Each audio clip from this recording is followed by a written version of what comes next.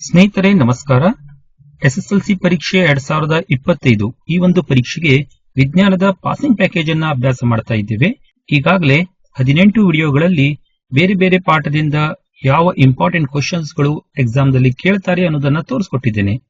ತಾವು ಆ video ನೋಡಬೇಕಂದ್ರೆ channel subscribe ಮಾಡಿ ಪ್ಲೇ ಲಿಸ್ಟ್ ಇಂದ ಆ ಒಂದು ವಿಡಿಯೋವನ್ನ ನೋಡಬಹುದು.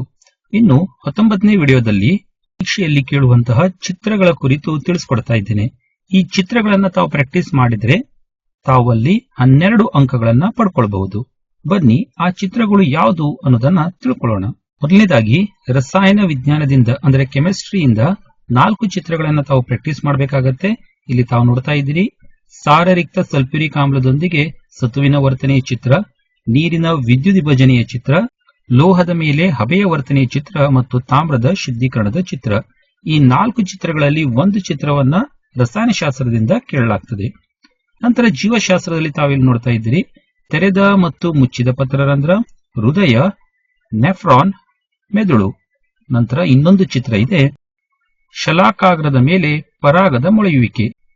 ಈ 5 ಚಿತ್ರವನ್ನ ಜೀವಶಾಸ್ತ್ರದಲ್ಲಿ ತಾವು ಅಭ್ಯಾಸ ಮಾಡಬೇಕಾಗತ್ತೆ, ಪ್ರಾಕ್ಟೀಸ್ ಮಾಡಬೇಕಾಗತ್ತೆ. ಇಲ್ಲಿಂದ 1 ಅಥವಾ 2 ಚಿತ್ರವನ್ನ ಕೇಳಲಾಗ್ತದೆ. ನಂತರ ಭೌತಶಾಸ್ತ್ರದಿಂದ ತಾವಿಲ್ಲಿ ನೋಡ್ತಾ ಇದ್ದೀರಿ, ಸರಣಿಯಲ್ಲಿ ಮತ್ತು ಸಮಾಂತರವಾಗಿ ಜೋಡಿಸಿದಂತ ರೋಧಕಗಳ ಚಿತ್ರ.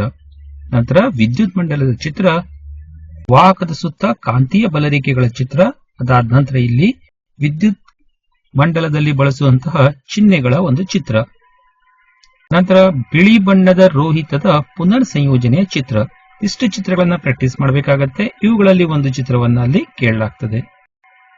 ಅದಾದ ನಂತರ ಭೌತಶಾಸ್ತ್ರದಲ್ಲಿ ಬೆಳಗು ಪಾಠದಿಂದ ರೇಖಾಚಿತ್ರವನ್ನ ಕೇಳಲಾಗ್ತದೆ. ಇಲ್ಲಿ ರೇಖಾಚಿತ್ರದಲ್ಲಿ ಮೊದಲನೇದಾಗಿ ಪೀನ ಮಸೂರದಿಂದ ಚಿತ್ರಗಳನ್ನ ಕೇಳಲಾಗ್ತದೆ.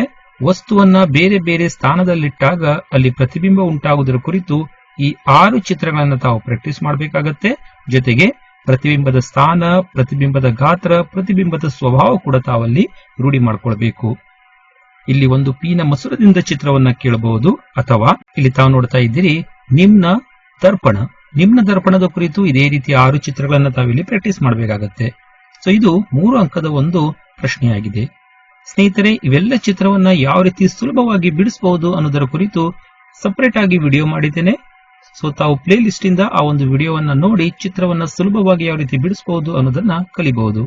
ಸೊ ಇಷ್ಟು 12 ಅಂಕಕ್ಕೆ ಸುಮಾರು 3 ಅಥವಾ 4 ಚಿತ್ರಗಳನ್ನ ಪರೀಕ್ಷೆಯಲ್ಲಿ ಕೇಳಲಾಗ್ತದೆ. ಇಷ್ಟು ಪ್ರಾಕ್ಟೀಸ್ ಮಾಡಿದ್ರು ಕೂಡ ತಾವು ಸುಲಭವಾಗಿ 12 ಅಂಕಗಳನ್ನ ಪಡಿಬಹುದು.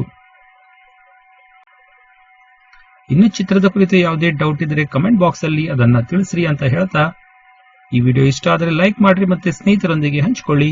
ಧನ್ಯವಾದಗಳು.